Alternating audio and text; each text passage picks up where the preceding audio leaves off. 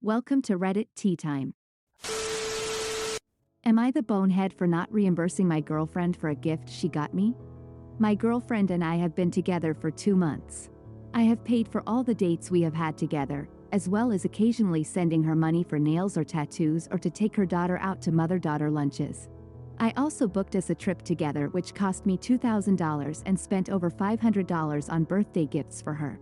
I don't care about the amounts nor do I hold them over her head, but it's important to mention for the story. The other night, we decided to make boo baskets for each other at Target. For those of you who don't know, it's basically a trend where you go to Target and get a bunch of things that your partner likes and some Halloween-themed things, then exchange them back at home. The date was my idea originally about a month ago, but she was the one who suggested we do it. Her, myself, and her daughter went to Target and we made one together for her daughter, which I said I'd pay for, and got my girlfriend some makeup and other essentials to leave at my house, which I said I'd pay for. Then we split up and I asked her what budget she wanted to do. She said $50 to $74. I said okay, cool. Then when we finished, she texted me the total, which I thought nothing of. Fast forward to last night and she asks me to send her the money for the boo basket she made me, saying that the date was my idea and that I always pay for the dates and that she's a single mom and has a lot of bills this week. I told her, well, I thought we were doing this for each other so we'd pay for the ones we make. Then she kept saying, well, it isn't a big deal but, and guilt-tripping me. Finally, I caved and sent her the money but told her that I am not looking for something where financials is 100-0. I'd prefer like 80-20 where she sometimes gets me stuff or takes me out, and she said we should just be friends because she never lives up to my expectations or wants. My friends are saying I'm in the right, but now I feel guilty and like I ruined our relationship. You're not the bonehead, but I'm shocked at how much you've spent on someone you've only been with for 2 months. In just 2 months, you've dropped more than $2,500 on stuff and dates, even using your savings for it, and she's coming after you like a bill collector for $74.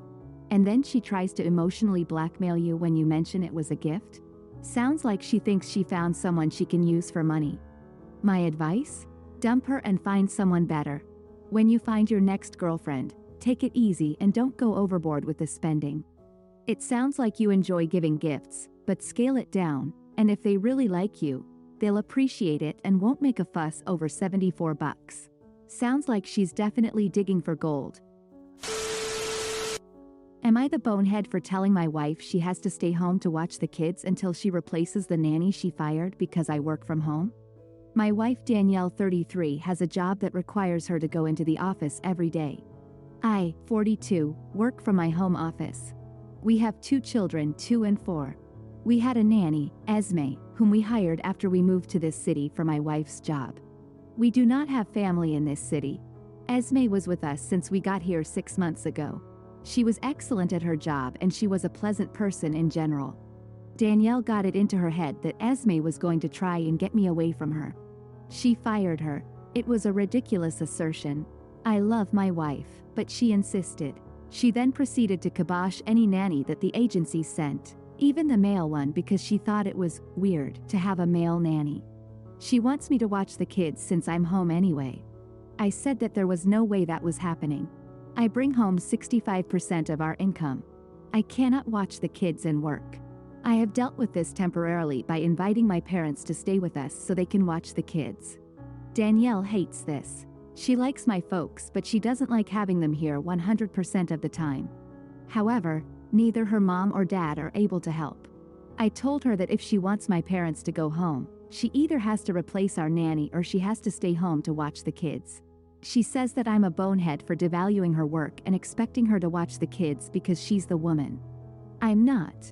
I think she created this situation and it's her responsibility to deal with it. Now for some comments. Not the bonehead.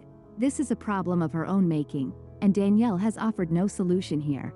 She fired Esme over her own insecurities, then disagrees with having your parents over for so long, and then thinks that working from home means you're basically free to look after the kids as well. She is devaluing your work by expecting you to watch the kids whilst working from home. Even if you didn't bring in the majority of the household income, her stance is insulting to you. Not the bonehead.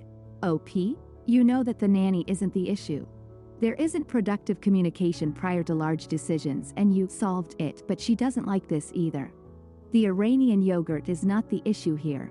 Therapy? A vacation?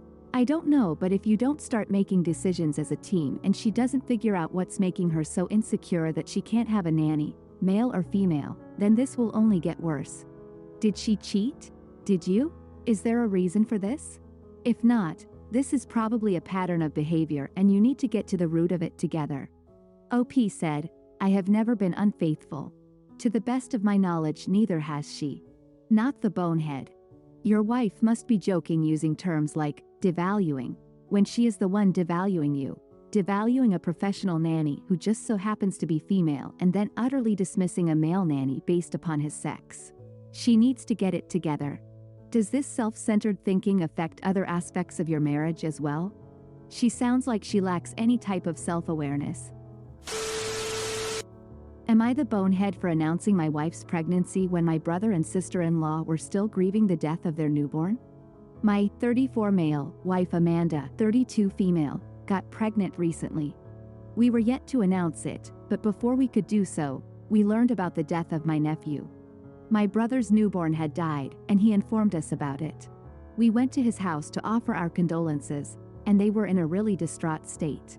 Here's the thing, I was buying a few supplies for my wife related to her pregnancy when I had gotten the announcement, and as I rushed to my brother's house immediately upon getting the message, we still had the purchases with us. Upon reaching there, we offered our condolences, and remained present for quite a while. It seemed as if my sister-in-law, Emily, was either pretending to keep her composure or looking for a topic to divert her mind, but she casually asked us what we were doing, considering the purchases, and what we had bought. I hesitated to answer, but she had already noticed some of the stuff in the bag and asked what those were. It was pretty obvious that they were related to the pregnancy, and although we said it's nothing, she seemed curious to know. So we told her that she was pregnant. Emily began to cry when she learned what it was, while my brother began to accuse me of announcing it when they were dealing with the literal death of their child. He got into a huge verbal sparring match with me, but I told him that we were about to announce it anyway, and that I hadn't wanted to lie since Emily had already kind of noticed what the stuff was. Am I the bonehead? Edit. As some people are saying, I argued with him. I hadn't mentioned it, but he had said, there's no need to gloat about it. I sure as hell hope something like that doesn't happen to the child. You'd better pray for it to not die by crib death, and other stuff which resulted in the argument. In the comments, OP mentioned that they had the purchases with them because they took a taxi. Under those circumstances, they're guilty of being thoughtless. For that, they suck, but they're not necessarily the bonehead. OP's wife's pregnancy was revealed by accident. It was not something they did intentionally. I give OP credit for trying to avoid answering the question when sister-in-law asked about the packages. Still, they should have put the bags in a closet or something, anything to keep them out of sight. Am I the bonehead for refusing to skip my dad's birthday because my sister's foster son is scared of my family? A couple of months ago, me, my husband, and my daughter, 6, were visiting my parents. My sister, Jane, her husband, Toby, and their foster son, JJ, 9, were staying as well. One day, I was out with my mother and we came home to everyone arguing.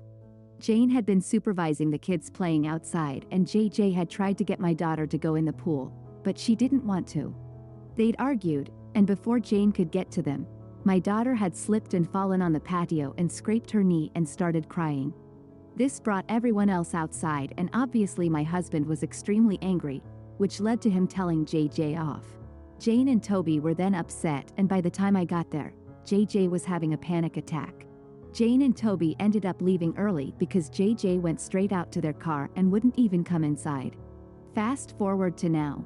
It's my dad's birthday and we're having a small party as it's a milestone birthday. Jane called me and asked that we not come to the party because JJ doesn't feel comfortable seeing us. She said he's had lasting issues since the visit and is scared to be around us again, so could we do something with Dad another day? I asked why Jane doesn't just do something with Dad on a different day, but she said JJ already knows about the party and she doesn't want him to feel excluded from a family get-together. The family coming are visiting for a week, so it's not like not going would mean missing seeing anyone, but I think if you're the one with the issue, you're the one who should bow out. Am I the bonehead for refusing to make the concession? Editing the post with this info. I didn't put it in the original because I thought it might not be allowed. My daughter slipped and fell on the patio while being dragged by JJ. She had bruises from him trying to pull her into the pool. I'm sure he didn't mean for her to slip, but this wasn't a harmless accident. Edit 2. Because everyone is asking. I wasn't there, so I don't know if my husband yelled. He says he didn't. My dad says he didn't. Jane says he did. He said something to the effect of, "What did you think you were doing? You seriously hurt my daughter. If she doesn't want to do something, you leave her the hell alone. Don't ever touch her like that again, or at all." This is as told by my dad and husband. Jane didn't refute that this is what he said. You're not the bonehead. If JJ has a problem, then Jane and her family should be the ones to skip the party. The children were under Jane's supervision. While I understand that with kids things sometimes happen fast, it doesn't change the fact this happened under her watch. She should be apologizing to you because her son hurt your daughter. And so what if your husband yelled? The situation calls for yelling. Jane needs to speak to her son, or take him to therapy if that's what's needed. Maybe JJ has some issues in his past that he needs help to deal with. Am I the bonehead for kicking my pregnant sister out of my apartment? For context, I, 27 male, live with my girlfriend, 28 female, in an apartment with 2 bedrooms. We share one and the other is for guests. We both have stable jobs and are just about getting by. I don't have a very good relationship with my family. It's personal, so I won't get into details, but me and my sister, who is 21, aren't that close but still look out for each other. One day I come back from work and she's sitting on my sofa talking to my girlfriend. To summarize, her drug dealer abusive ex-boyfriend got her pregnant and then bailed on her. She tried to deal with it by herself for a few months, but money became an issue for her. She went to stay with our parents for a bit but said they were trying to convince her to abort it, so she left. I'm all she has left. Of course I let her live with us. Me and my girlfriend helped her out and she volunteered to do the housework while we were both at work. It was great finally having a sister again, but after a month, I noticed that she had not been doing most of the housework, which I initially ignored as she is pregnant, but then I rarely started seeing her around the apartment. She seemed to be always in her room or out with friends. One day when she was out with her friends, I went to go look in her room to maybe find out why she was never in. My girlfriend disagreed, but something wasn't right to me. To my horror, I discovered she had been using this room to take drugs in. On the desk was remnants of white powder and empty small bags. I had never been in her room before because she asked me and my girlfriend not to because she wanted privacy. My girlfriend came in and was as shocked as I was. She said we can't have her living here to do that, as she was also harming her unborn child in the process. When she got back at 1 a.m., we confronted her, to which she started breaking down and asking to stay. I told her she can't be doing this as it's dangerous for her child and that she's blowing money that she doesn't have. I told her to pack her things and that I want her gone in the morning. I went to bed feeling guilty and wondering if it was the right thing to do. My girlfriend kept saying it was. When we woke up, she was gone and I think she blocked my number. Am I the bonehead? You're not the bonehead. You agreed to help and she promised to do some things around the house in exchange. She broke the agreement. And all because she's taking drugs during her pregnancy. She supposedly had no money, so how is she paying for the drugs and partying with friends? Before you know it, she'll be stealing from you and your girlfriend to pay for drugs. Unfortunately, your sister may be a lost cause. She can't stop long enough to safely give birth to her child. Maybe kicking her out will force her to get her act together. What do you think? Please tell me in the comments below. Please don't forget to hit that subscribe button and ring the notification bell, because you won't want to miss a single Reddit story. Thanks for stopping by. I'll see you soon.